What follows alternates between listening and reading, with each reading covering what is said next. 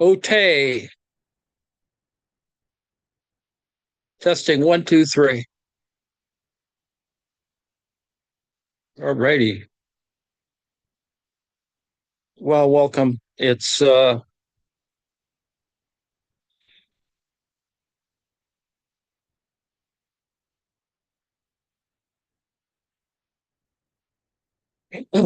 welcome. This is the preparation for the next week's Wednesday office hours, and we're looking at the fifth chapter in the Mizuoka saga. I've included the the YouTube from last week's Wednesday office hours, and I don't know if I included anything else. No, I guess I didn't. I will be including today's and whatever the next day prep if I do 2 days of prep before Wednesday. So expect to see something that says prep before it, as opposed to the Wednesday itself, because the Wednesday itself is not here. It's on the 17th. All right. Well, I hope you have a sense of that. Needless to say, what we're looking at is another one of these crazy diagrams as figure 5.1. And I think you can see the pristine space looks a little different in this situation. It's absolute space versus relative space, no different than when we were talking about surplus value, right? An absolute surplus value and a relative surplus value. It's similar, not identical. And note, of course, absolute space has pristine contiguity. And this was like in the earlier chapter when it was talking about a quote unquote container, right? Is it a box or is it just a fenced in area? That's this container idea perhaps gets us a little far afield, but the idea is pristine contiguity. And you can see here, there's a difference between pristine contiguity, which is kind of a perfect containment, right? And bounding, which is an artificial separation. And that may seem not as accurate or precise as you want, but it is a difference. And contiguity, state power dominating the spatial configuration, does not control the distance to nodes and traffic routes. So even though state power can dominate, it does not control. So you'll see some additional forms that come from this, a first form and a second form. And before we get there, though, we look at so we're looking at contiguity on this side, contiguity and separation here, and contiguity and separation here. Whereas it is inverted in the relative sense that distance and location function to give pristine separation, and then you have an artificial contiguity of spatial integration provides. Now, separation, however, the power that dominates the spatial configuration does not control the contiguity created by the porosity of boundaries and the higher order territories thus created. So you have varying measures of control or power. And so you can see that this is occurring in space, needless to say. Some of it is a function of distance and time and location. So first form is territorial integration based on the dominant principles of the economy and society, the overlapping territories at higher order scales beyond the boundary surrounding the lower order territories is vertically integrated between the different spatial scales. That's kind of the thing I've been thinking about, is how is it that we get this kind of vertical integration, or what constitutes the vertical integration, and in fact, can you actually model it? That's a whole other thing. But I think you can model it on interaction or communication. You can model it on contact, not personal contact, not physical contact, but a kind of exchange. And so this gets to some of the issues that we were looking at in other areas, like Fuchs is sort of trying to work through this problem. It's not identical to this, but it gives us a way of, we can think about the quantifying elements of it. Anyway, second form, land use coordination based on the dominant principles of the economy and society, the distance between nodes and traffic routes and each territory, and the arrangement of the territories are arranged horizontally within the same spatial scale. So what we're talking about is vertical integration and horizontal arrangement within the same spatial scale, as opposed to, in the second form, as opposed to the first form, which is a vertical integration among or between different spatial scales. So I know that seems confusing. Hopefully we'll get this squared away by the end. So what we're looking at in this column is real subsumption of pristine space, formally subsumed relational space, and relational space under real as opposed to formal subsumption by the power dominating the spatial configuration. I know that may not seem all too horribly clear, but let's move on. Hopefully it'll be clear by the time we get to the end. All right, chapter 5, relational space. This is Fujio Mizuoka book on subsumption on subsumption of space. 5.1 is components of subsumed and produced space. 5.2 is multiple layers of space superimposed upon each other. Now, hopefully you can get a sense that that's kind of where we're headed, that in fact, you could argue, not that I'm going to do that, there's a degree of sedimentation, which gets us into a phenomenological thing or an ontological thing. And so there are multiple layers of space superimposed upon each other. And so 5.3 is the first form of territorial integration. Remember, that happens at one scale, one level, one whatever.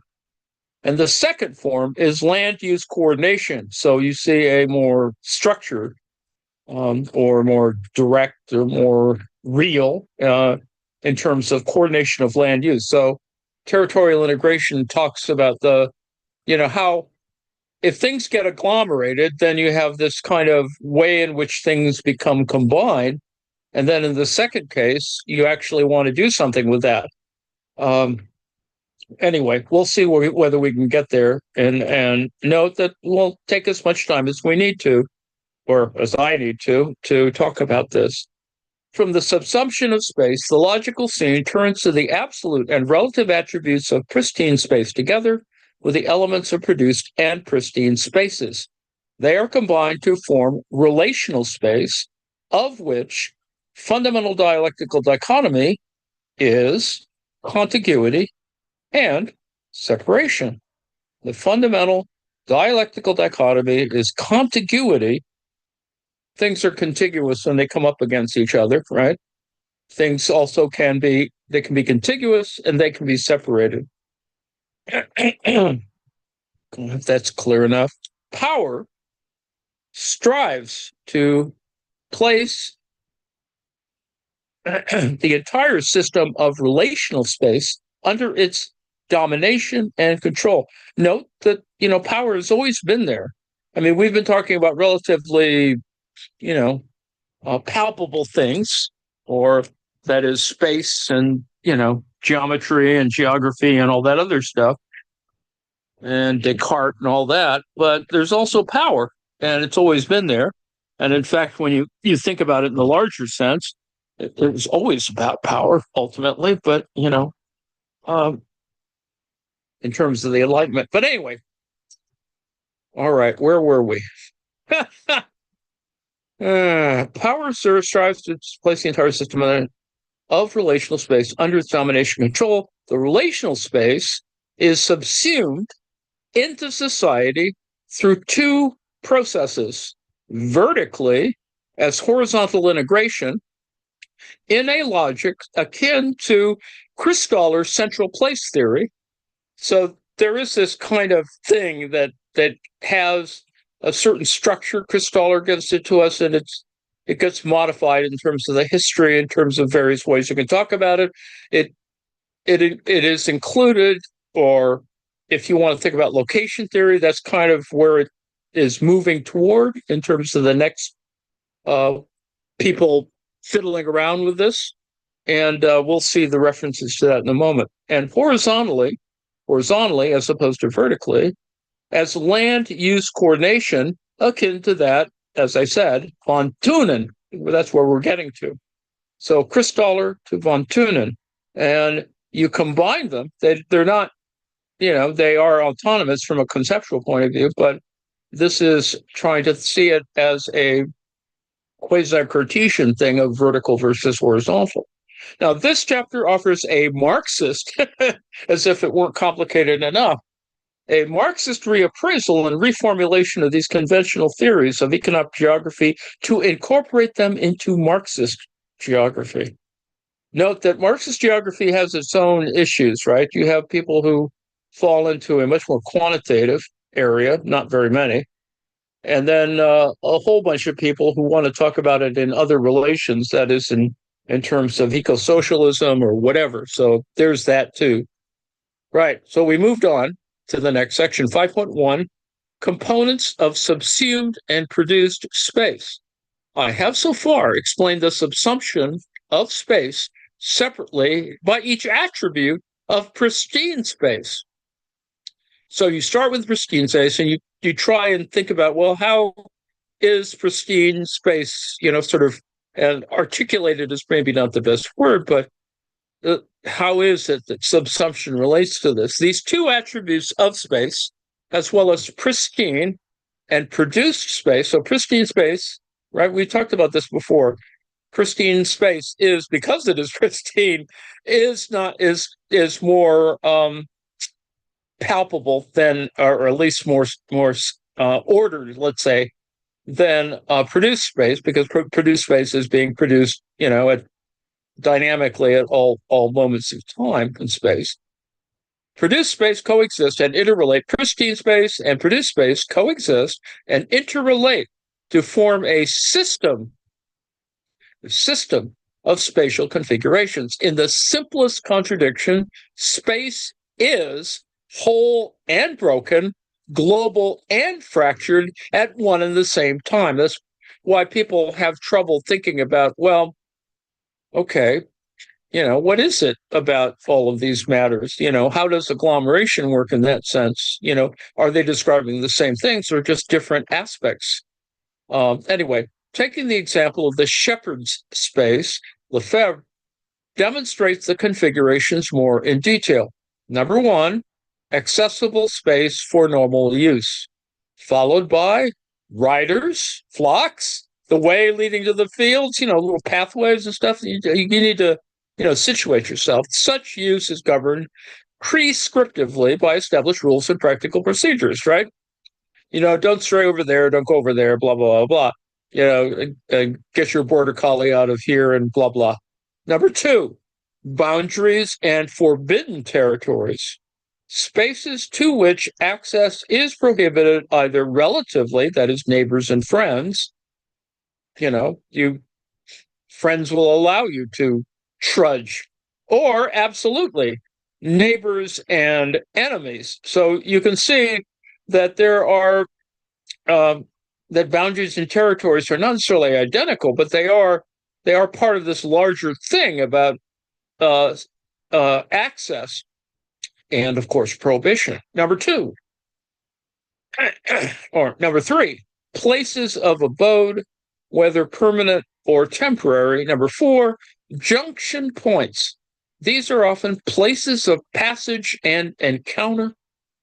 Often, too, access to them is forbidden except on certain occasions of ritual import, declarations of war or peace, for example. So sometimes it's possible to go through a certain area as long as you behave yourself, or it's done by treaty or agreement or whatever.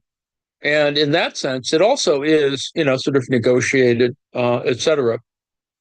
As described here, the spatial outcomes of the real subsumption of both absolute and relative space are now scattered across the produced space. The spatial outcomes are now scattered across the produced space. The outcome is the oddness of space, which is at once homogeneous and compartmentalized. This is more Lefebvre.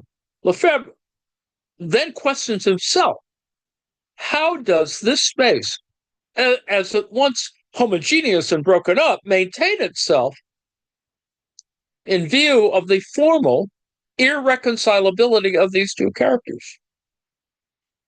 Indeed, everything that is dispersed and fragmented retains its unity within the homogeneity of powers space. So we're talking about a kind of abstraction, stuff is happening, blah, blah, blah, but there is a kind of thing that connects these things together, the homogeneity of power space. The hegemony of the ruling class functions as the organization of space, the regularization of its flows, and the control of its networks. This is what Larry Ellison wants, among others. Yet, how can this unity be achieved and the space organized by economic and political powers? This chapter analyzes this oddness, and how it could be reconciled through the power of the state and economy in a dialectical way. So we're talking about the power of the state, power of the economy, dialectical sort of, description of its structure. 5.2, multiple layers of space imposed upon each other. The subsumption of space creates not only one, but multiple social spaces, which are superimposed upon and penetrate each other through networks. Lefebvre states, quote, we're confronted not by one social space, but by many. Indeed, by an unlimited multiplicity or uncountable set of social spaces, which we refer to generically as social space. As concrete abstractions, however, they attain real existence by virtue of bunches or clusters of relationships. So instances of this are the worldwide networks of communication, exchange, and information. Thus, social space emerged in all its diversity and with a structure far more reminiscent of flaky millefeuille. It's millefeuille pastry. It's a croissant. Then of the homogeneous and isotropic space of classical, that is Euclidean or Cartesian mathematics. So it's funky, close quote. Lefebvre is trying to describe it as, that there's a contrast between its kind of its strange contingencies, and yet that it has a certain overall mathematical structure. However, the spatial millefeuille, originally the word for a French gâteau with many layers, thus produced, does not guarantee that it is compatible with the sustenance and needs of the dominating power. The task of the dominant political and economic power is therefore to subsume and reconfigure this spatial millefeuille overall so that it supports and sustains the power structure that dominates space. Now, don't get too tied up with this metaphor or whatever, but it is complicated and has lots of layers that are not perfect. There's lots of flakiness or too much butter or something. Subsuming the contiguity and separation by the power. So let us look back on the properties of pristine space and the process of their subsumption into the economy and society as discussed in chapters 3 and 4. So pristine absolute space has the property of contiguity, which has the propensity to homogenize the substances and relations contained in it. On the other hand, when relative space is subsumed into the economy and society, contiguity is artificially produced by spatial integration using networks.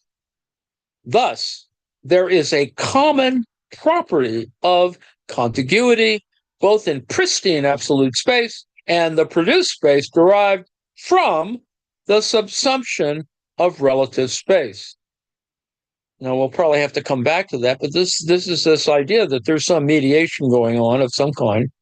And, anyway, in contrast, pristine relative space, as opposed to pristine absolute space, originally has the propensity to separate with distance and to individualize through the identification of positions. So there's, you have the space that in the prior example is, it has a certain totality to it. And then you have now a kind of relative space, which has a propensity to separate with things like distance and individualized through the identification of positions. We know that something is other than us in this space, whatever. On the other hand, when absolute space is subsumed into the economy and society, it is fragmented into a mosaic through the act of bounding. We talked about bounding before, remember? This kind of idea that something is being placed, but a bounding is not the same as frontiers, and territories are not, so like the map is not the territory in that sense, and becomes territories with unique connotations. Recall that we were talking about place names, etc., right? Where the separation is artificially produced. In this way, there is a common property called separation. So you see that too, there's two elements, contiguity and separation, between the pristine property of relative space and the property of produced space derived from the real subsumption of absolute space. So absolute space is just, it's absolute, but you have all these contingencies that are built up because you've got, humans or thought or whatever running around in nature. So these relative things are going on, and they are being subsumed in that sense. Thus, then, a intriguing dialectic appears from the combination of homogeneous and broken up, described by Lefebvre. Separation, artificially produced by bounding as the result of real subsumption of absolute space, was originally the attribute of distance, or the property of pristine relative space. In a Cartesian sense, you can sort of define these distances and spaces, and you could even propose where the sun was, or whatever, or the planet was, Earth was in that context.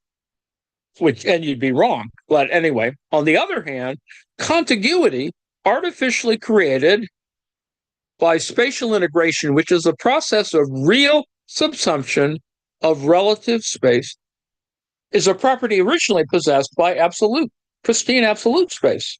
Thus, in the process of the real subsumption of space, the properties of the pristine absolute and relative spaces are subsumed separately into the economy and society, and the properties of pristine space, which are the antitheses of themselves, are artificially produced. That is, the real subsumption of absolute as opposed to relative space, the real subsumption of absolute space artificially produces the property of relative space, and the subsumption of relative space artificially produces the property of absolute space. So this, if you're talking about dialectic, this is this interrelationship that we see in dialectical stuff between, the levels of thesis, antithesis, etc. Anyway, Lefebvre identifies the binary relationship of the homogeneous fractured character of space, and these two aspects contradict each other. Space is whole and broken, global and fractured at one and the same time. This is that same issue of, how does agglomeration work relative to a territory? So it's in the territory and it establishes territory, but it is not territory. And that's, for some people, that's hard to imagine, but stay with us. The contradictions that Lefebvre thus identified suggests that the subsumption of space is not completed only by the spatial social processes which subsumes each of the two attributes of the space separately. It's in an intermediate state. In other words, it's not absolute. It has all these contingencies. In this context, the binary properties, absolute and relative, of pristine space, absolute pristine space, relative pristine space, are transformed into the other binary properties of contiguity and separation. The ensemble is actually the important word here, the ensemble of pristine and produced absolute spaces and the pristine and produced relative space create this new binary attribute. This is what is called relational space, right? So we have this idea of an absolute space, we have this idea of a relative space, and what kind of ties this all together is, well, it's the thing between it, right? It's the relational space. Relational space is one in which the absolute and relative spaces, the absolute space and the relative space, are intercorrelated. And at the same time, pristine space and produced space are also intercorrelated through the operation of the socioeconomic power to exert its repressiveness. See, the power comes back in here. And repressiveness, I think you might say, has also, I suppose there's a Freudian implication there somewhere, Lacanian, and that's possible. We're not talking about it here, but you could see where this comes from. The idea that, power is at work in some of these things. There are places you can't go, or places, if you violate space, you may get into trouble, or in the anticipation of that, people will mess with you. So anyway, repressiveness, and we have this in the current day. Relational space is to be subsumed into the economy and society as it is. Its subsumption process is to, quote unquote, organize its own component factors to the dictates of the dominating socioeconomic power. So subsumption occurs, but it establishes some relation to power in that sense. Any economic or social relationship must have the configuration of space that best supports those in power for sustenance of the domination and for the dominating process to proceed. This configuration of space combines contiguity and separation in its own unique way. When contiguity or separation in the original relational space supports those in power, it can remain as it is. Whereas if it is contradictory, the original elements are to be negated and transformed by the power. Further reconfiguration of relational space will then ensue. So this is this idea, and we could describe it perhaps as a kind of contestability, or territoriality. There are contestable spaces in this world. Some of them are benign. Some of them are well organized. Others aren't. Next. The subsumption of relational space is a socio-spatial process that aims at the real subsumption of the contiguity and separation created through subsumption of pristine space. So, you aiming at something that, that has this relation to a much larger sense of, perfection or order. So this is the difference between, well, I suppose agency and structure in that sense. There is a reflexive relationship in that sense, if you want to go into the sociological stuff. The problem here is whether a particular spatial configuration represents a combination of contiguity and separation appropriate for those in power in the particular economic and social relation. If it is not appropriate, but ridden with contradictions, then the dialectics of the relational space must be transcended. The ultimate aim of the subsumption of relational space by the market or state power is to make the configuration of space compatible with the dictates of power by sealing off and getting rid of any elements of separation or contiguity that remain uncontrolled by the dominating power. You can see how that works in more centralized, authoritarian, centralized power structures. So B, two forms of the subsumption of relational space. There are two rationales for real subsumption. First, the bounding of pristine absolute space is imperfect. The boundary is always porous. Remember, we talked about porosity. And those in power cannot necessarily control it perfectly. That's kind of the way it is. Some porosity of the border is always left uncontrolled. And the contiguity in the higher order, which cannot be easily subsumed, is left unbounded. Left unbounded. In addition, spatial integration does not yield a perfect homogeneous plane. In a network consisting of an unequal set of transport networks and nodal points, the actual configuration of spatial integration may be left somewhat uncontrolled, leaving pristine elements of distance and position virtually unsubsumed.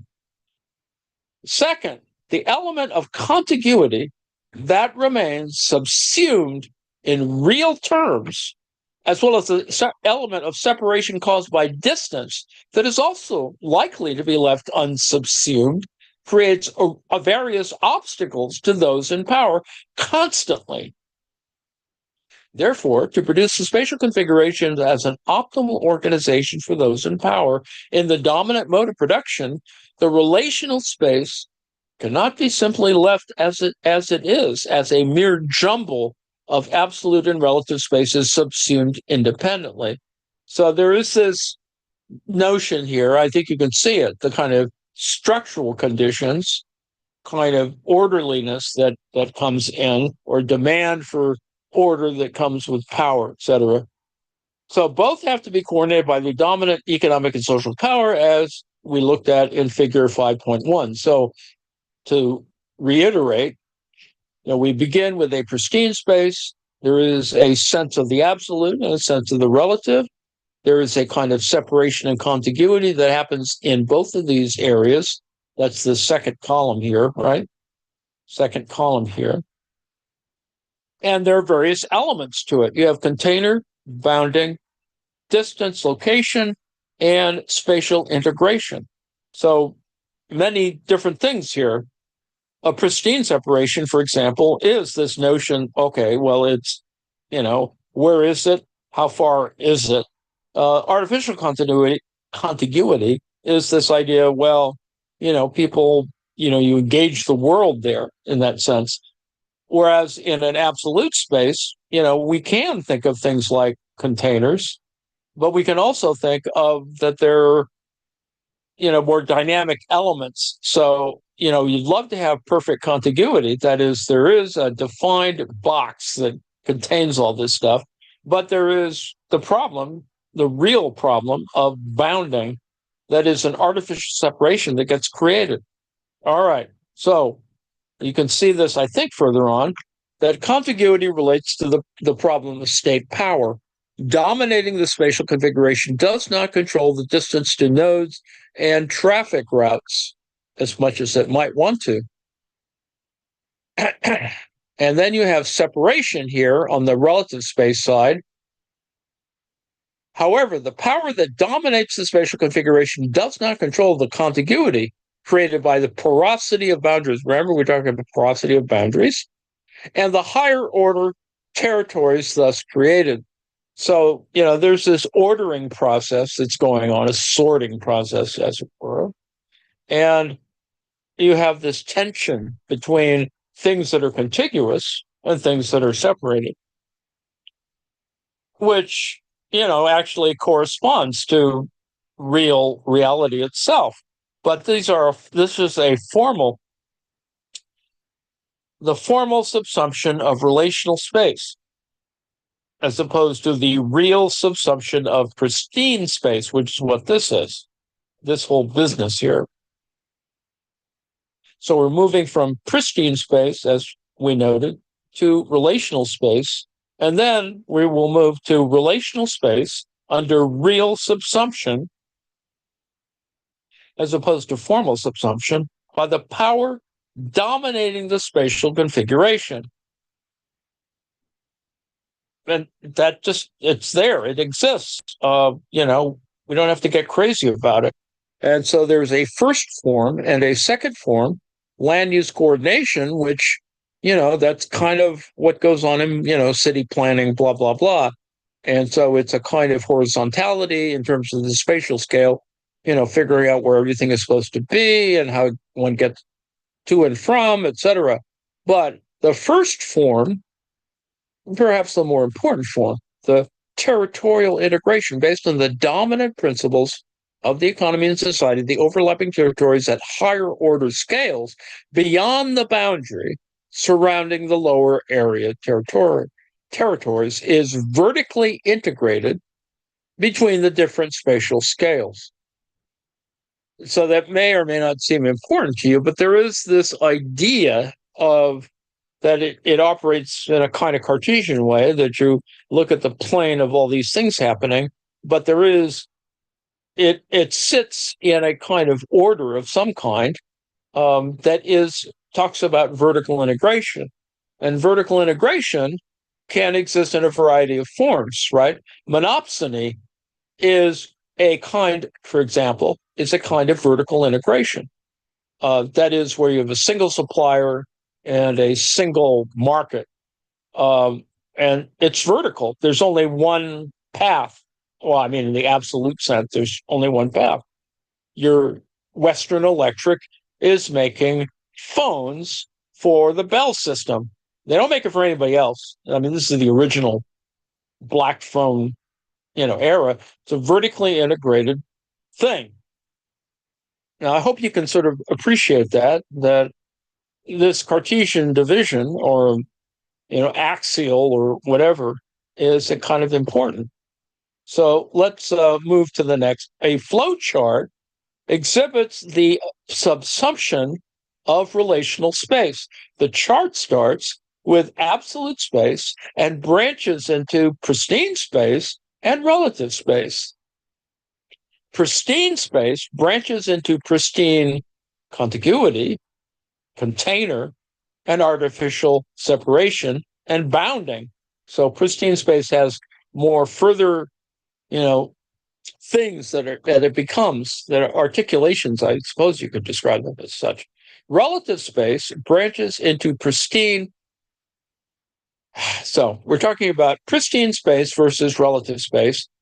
Pristine space branches into pristine things. Relative space branches into pristine separation, distance, location, and artificial contiguity. So you have the difference here between pristine contiguity and artificial contiguity. That is spatial integration. The chart then displays two forms of subsumption: land use coordination and territorial integration. So on the one hand, you have city planners doing the kind of real work, the concrete work, and territorial integration defining, well, where does this road end? Where do we put toll gate? How do we get a shitload of dimes? All right, 5.1, subsumption of relational space. Thus,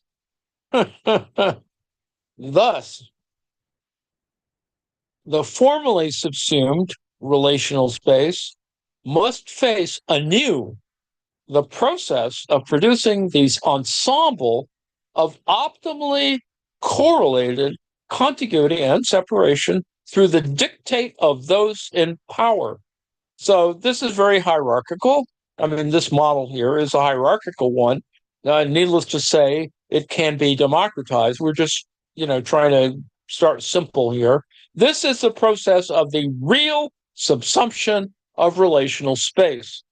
And unless you think that that's unimportant, that's kind of what goes on in government, right? Goes on in the capital of a nation. It is real subsumption of relational space. Who represents what? How is it divided? How is it organized? What's common? What's, subsidized? Blah, blah, blah. There are two forms of real subsumption of relational space. This reflects two spatial attitudes, absolute space and relative space, which constitute relational space, right? You have absolute space, relative space, and which is between it, which constitute relational space and reflects the subsumption process peculiar to each attribute. So literally, there are two forms of real subsumption of relational space, but there are actually three things. That is absolute space, relative space, and relational space. So two forms, and two attributes, but the two attributes constitute yet another space, which is on the one hand the same, on the other hand different. So subsumption is the kind of describes the dynamic among these things, the communication or mediation among these elements. The first form is the process to coordinate the vertical overlapping of spatial scales. So Neil Brenner, by putting together the past arguments on the concept of spatial scale, defines a scale as vertical ordering of social formations, assimilating it to a mi-fui.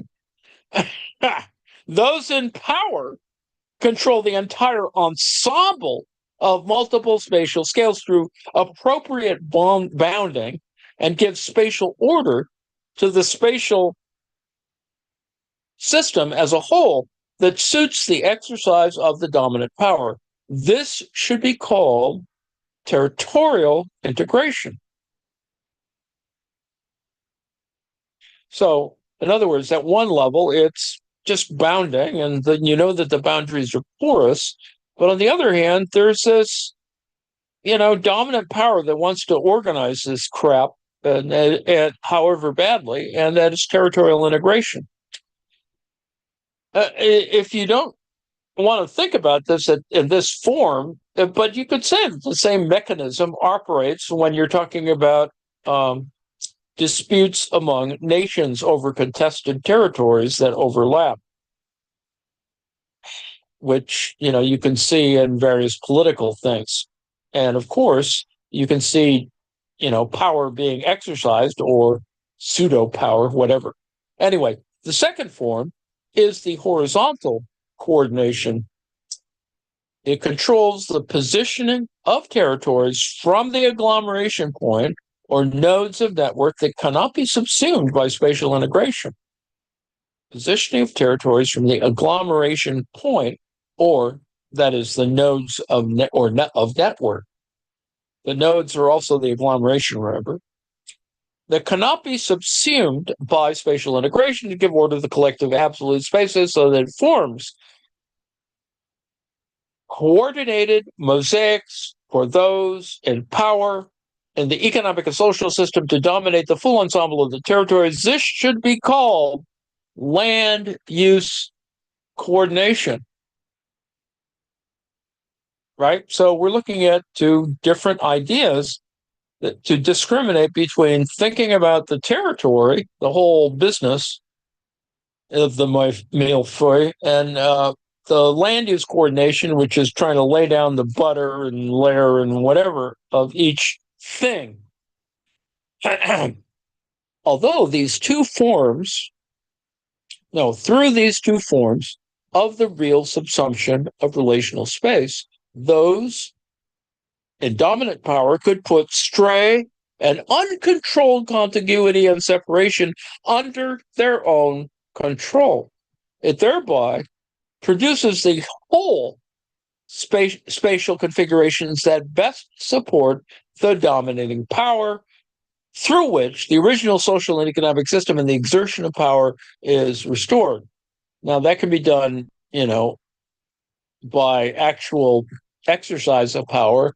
On the other hand, you have idiots who think, well, I think I'll rename this gulf, this body of water, which means nothing relative to power. But it's sort of interesting to see how people deal with illusion and reality. By the socio-spatial process, the separation and contiguity are coordinated.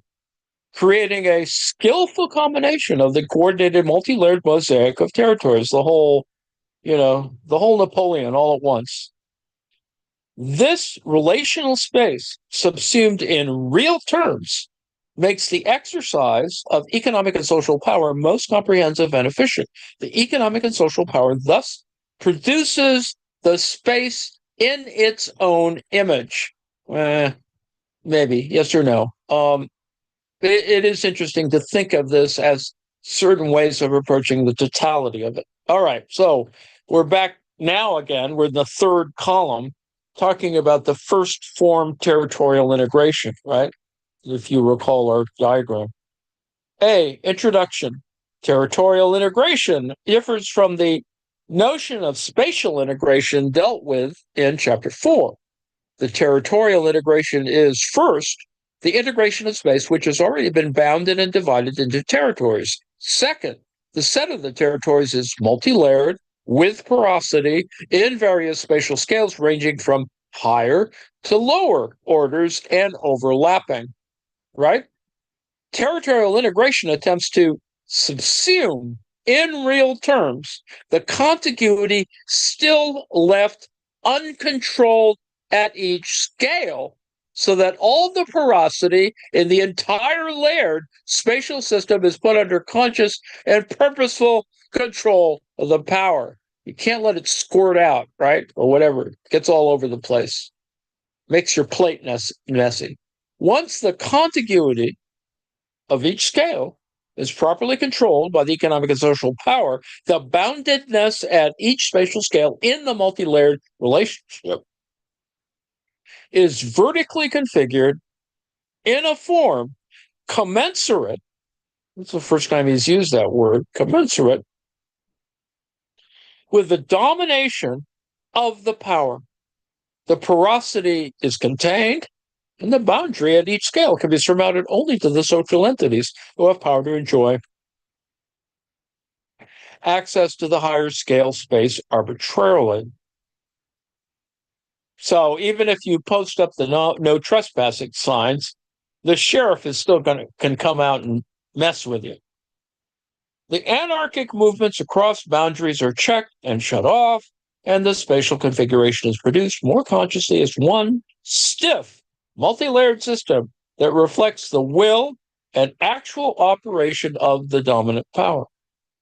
So, in general, this political and economic power that performs the territorial integration should dominate every spatial instance that controls all the territories and spatial scales. Now, note, this is assuming that you have a single power, or the implication is of a single power.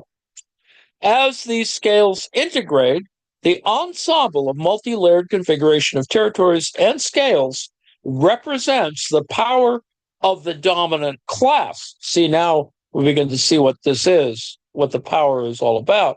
With the stiff configuration itself imposing the iron frame, it's the same iron frame as Weber, their actions on the subordinated people. Subsection B. Christoller's central place system revisited. A good example of the territorial integration is readily available in economic geography in Walter Christoller's central place theory, which explains the process of coordinating vertically overlapping layers of territories constituting multi-layered spatial configuration. Central place theory is one of the origins of spatial and urban economics and is now widely adopted in standard textbooks of neoclassical regional and urban economics. It indeed is. Christoller's in all of them. And it's the easiest way to explain a kind of a centrifugal and centripetal senses of how cities happen or regions happen. Anyway, however, Christoller had firm socialist ideals. After studying economics at the University of Heidelberg, he completed his thesis, The Central Places in Southern Germany, with which he obtained his doctorate at the University of Erlangen, Bavaria. Unfortunately, His work was not appreciated among the conservative German geographers in academia, where descriptive choreography persistently dominated the mainstream. Not only did he never get a permanent job at a university, he was suspected of being a commie. Anyway, agent by a GDR, the German Democratic Republic, which is East Germany. He was thought of being an agent by the government of West Germany, where he lived. You can see how badly that happens, particularly in a post-war environment, and no different than the current state of our politics, wherein some idiots are trying to create those divisions in order to, gain personal power and profit. But that's kind of what's going on. That just happens. His academic achievement was first accepted by geographers of the United States in the context of the quantitative revolution in an era where McCarthyism was rife. As an alleged communist, he was refused entry visa to the U.S. That sounds awful familiar, doesn't it? And was unable to travel to deliver an invited lecture at Harvard University. And this is not unusual even today, right? Just before he passed away in 1969, he received an award from the president of West Germany, an honorary doctorate from the University of Lund, Sweden. Thus, his honor was finally restored. Yeah, well, what a hassle. And showing up, and because somebody thinks you're in the Eastern Bloc, we won't let you in the country to give your little lecture at Harvard. It's just, this is quite amusing, I suppose. Attested by this career, Christoller's ideal, which is quite contrary to that of neoliberalists, is clear in his central place model, as demonstrated below. The central places supply goods to the inhabitants who live evenly in their surroundings. This demand space for suppliers, called complementary region, has two properties for its radius, that is, range, the upper limit, and threshold, the lower limit. So you can see there's a taxonomy, there's something lexical that goes with this, assuming that each resident in a complementary region has the same income, regardless of their place of residence, and that the variety of goods in their basket for consumption, is identical, the variety is identical, the cost and time required to annihilate space to acquire goods increases with the distance from this central place. It just either costs more in time or money, to live farther away from the central business district, for example. At the end point, consumers cannot spend any money on goods themselves. This point, called the upper limit of the range, or simply range, is defined by Christoller as the farthest distance from the central place from which it can be obtained from this central place. Christoller himself defined the threshold, the lower limit of the range, as determined by the minimum amount of consumption of this central good needed to pay for its production or offering of the central good. If the threshold is in same size and area as the complementary region, then the income will just cover expenditures and there will be no profits, darn communists. It is the demand existing between the range and threshold that gives profit to the supplier. Now, Christoller built his central place system based not only on range, he also stated that when the threshold is above the standard, there may be a lack of supply of different kinds of goods. And thus, the central places may not develop much. What is suggested here is that by accounting for the threshold, the variety of goods supplied at each central place can be different from the system based on the range. As this has an important implication for the struggles over space, it will be discussed further in detail in Chapter 9 of this book. Now, in understanding how hierarchical central place system is built, because that's kind of what is being described in this chapter, right? It's a hierarchical central place system that, it's kind of abstract on the one hand. On the other hand, you can see that,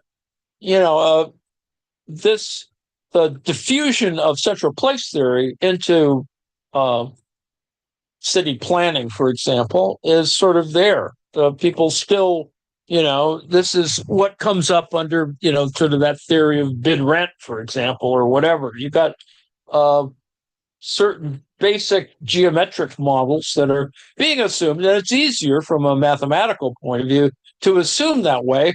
It's just all circular. It all converges on a center. It's a single point in the middle. When in reality, there is very little that actually is like that in the world. So anyway, in understanding how the hierarchical central place system is built, it would be convenient at the beginning to take out from the network of the central places an equilateral triangle that is part of a hexagonal market area. This is figure 5.2, which we'll get to in a second.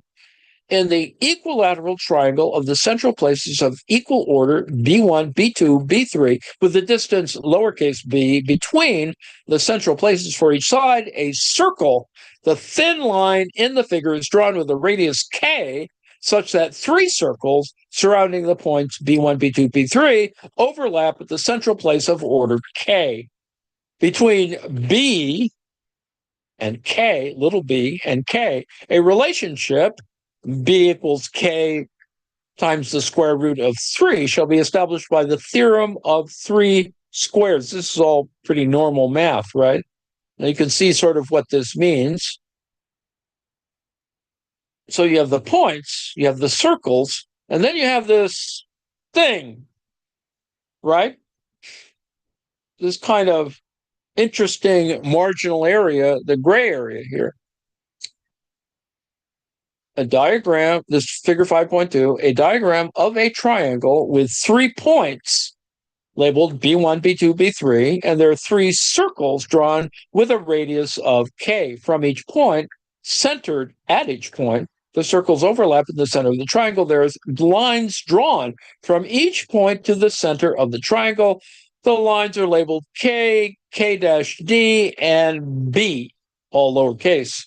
The center of the triangle is shaded. So that's what I was referring to. You have this interesting gray area that's being created. Figure 5.2. Now, establishment of a lower order center. Goods with range of K, which is called central good number K, are supplied from points B, which is arranged in a honeycombed shaped consumption area. As is clear from figure 5.2, the whole plane in question is receiving the supply of this commodity without fail. There's certain assumptions that, there's no friction, there's no distortion, blah, blah, blah, blah. Christaller established an egalitarian condition, darn socialist, that every good needs to be supplied to the consumers, regardless of the places they live in, constructing his central place system. Therefore, a new order of central place named capital K, big K, shall be established at the center of the dotted shade. So if we look at this again, okay, that's the K in the middle of the shaded area. And the little K's, you can see the little K's, and there's a, K delta, blah, blah, blah, we'll talk about in a second.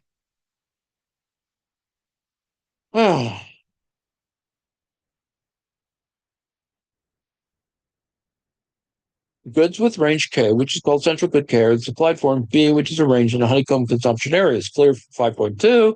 The whole plane in question is receiving the supply of this commodity without fail. Next, consider the central good K dash K delta.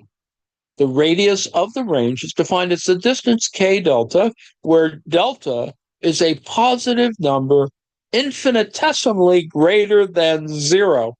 You can see the math going on here, right? Due to a condition set by Christaller to minimize the number of central places, the central good K dash delta is included in the set of goods supplied from central places of rank B, big B, as before. As is clear from figure 5.2, the point where the goods cannot be supplied, indicated by the shaded area in the figure, appear on the plane. Now, if you really wanted to over project this, this is kind of the gray areas, the shaded area is the kind of marginal interstices that occur in some cities, right? It's the places where that lay fallow, that are, transitional areas, that are need to be regentrified, the squatters wind up in. You can imagine other things going on with the difference between the centers, these various centers of centric things, and then the center of the centers. Christoller established an egalitarian condition that every good needs to be supplied to the consumers, regardless of the places where they live, in constructing a central place system. Darn the communists. Therefore, a new lower order of central place named big K shall be established at the center of the dotted shade. At point K, where the central goods K dash delta are supplied, the number of goods supplied is limited to a smaller range, and therefore the variety of goods supplied there is also small, and thus point big K is a lower order center than point B, big B. As can be seen from figure 3.7, I don't want to go all the way back, but I'll bring that up in a subsequent note. The shortest distance between the points to which the central goods K dash delta are supplied, that is, points B and K together, is K. Point K, capital K, is the lowest of the following points, unless the situation in which the dotted portion, gray area, or the dotted area in 3.7 occurs again for goods in the less accessible sector. A series of goods smaller than the central good K dash delta satisfy the conditions of the supply of these goods becomes ubiquitous thanks to the emergence of this point K. However, if the range becomes too small and a part like the dotted shade is generated again, a center at an even lower order called point A, big A, needs to be established. The shortest distance between the points A, big A, and the points big B and big K combined, as shown in the figure and in equation 5.1, is A equals K divided by the square root of 3. So you can see its relation to the prior little equation of 5.1. Now, conversely, look at the formulation of a center higher than point B. If the product of a good whose range is B in radius, little b in radius, good B, and shown in figure 5.3, point B2 may be supplied by the points of the same order. That is, B1, B8, and 9, and point B3 by the points of the same order, B1, B8, and B10. Thus, these 2 points are no longer necessary for the supply of goods in the sector with goods number lowercase b and higher. Similarly, all points big B above the hexagram shown by the thick line in the figure become unnecessary. Therefore, for the hexagon B2-7, only B8, which is not on the hexagon of the thick line, is required to satisfy the requirement for the poor people's optimum. However, of these 7 points of B, B2-7 are shared by 3 complementary regions, including 2 adjacent ones, meaning only 1/3 of the complementary region as a whole. Now, I don't know if you can sort of imagine what's going on here. You can see the hexagonal thing. You can see B9, B10.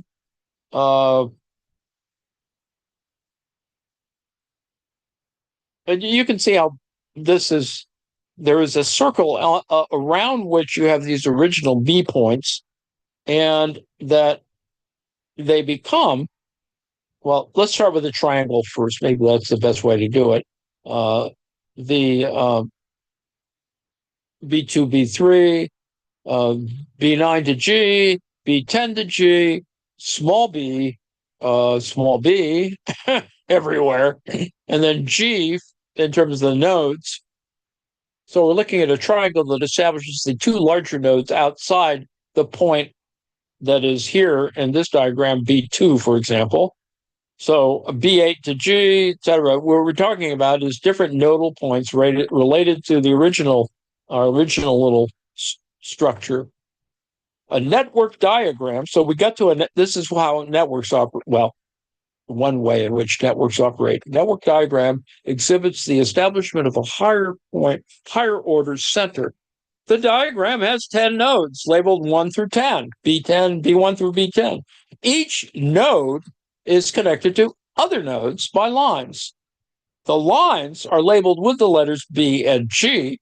The diagram shows the flow of goods from one node to another, from B to G. Establishment of a higher order center. Thus, 6, that is the number of points that becomes unnecessary, times 1/3 equals 2.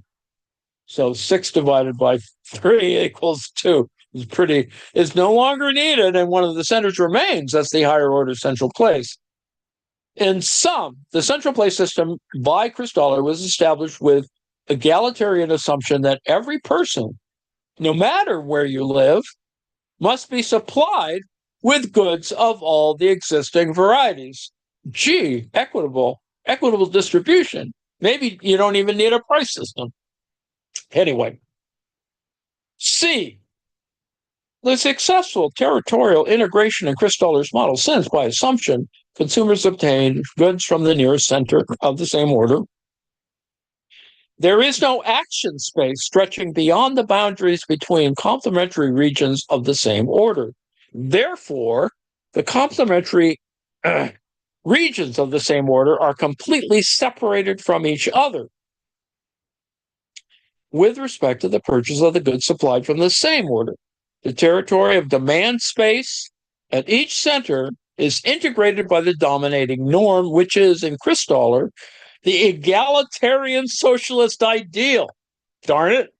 The complementary regions are coordinated to satisfy it, that is, to have egalitarian access to services no matter where he or she lives without need of crossing boundaries unnecessarily towards neighboring countries. So you can see we're already at odds with this. So this, it has a certain, perfection to it, which is problematic in the real world, of course, since all the distances, etc., complicated by territory, etc., by features, whatever. Anyway, this principle applies to all the multi-layered configurations of Christaller's nodal territories. Thus, all the moments for contiguity and separation of this relational space are subsumed and controlled in the real terms. Section D. The central place system under the principles of market economy. Maybe I'll stop here, and I'll do this. We will do this next time because we still have a lot to cover. Let me scroll through here, and maybe, it gets a little. There's more. There's more geometry. This gives you a better idea of what was being described above. You have the 3 points, A1, B, A2, A3, and the third thing in the center, the interstitial area at which this good will never be supplied. So what you see is this kind of residual or margin or something else that is there, is created. You can see how, it's a different way of thinking about how things can be optimal, particularly in a horizontal way. So we'll look more at this. He puts in a thing here that's probably okay in terms of text, but it doesn't come out right when it's made into a electronic publication. So I had to go back to find in Berry and Garrison book of 1958. This is what that is supposed to look like. All that stuff that you'll see there. This is a page from Berry and Garrison's book on central place theory, and you can see this set of the math that goes between centers and goods, et cetera. So just warning you ahead of time. And I gave a link if you want to go find it. So don't get yourself too lost here. And then I guess we'll go to the second form, and which suspiciously looks like a Marxian equation here, right? C prime, M prime, C, M P L, L, right? Labor and means of production and all that good stuff. So that's all there.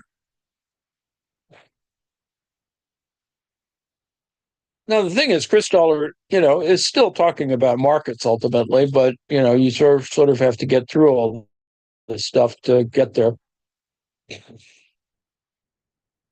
Now, ground rent theory, there will be ground rent and bid rent, et cetera. The rent idea in spatial terms is important to consider in this context. So there's a line graph, and then we've got little differential things that go on here relative to, center and periphery and, whatever land rent.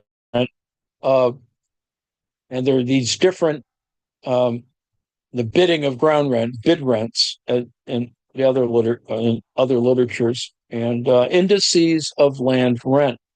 So we'll fiddle with that, and that'll probably drive you crazy if I'm reading through it, but that's kind of what goes on.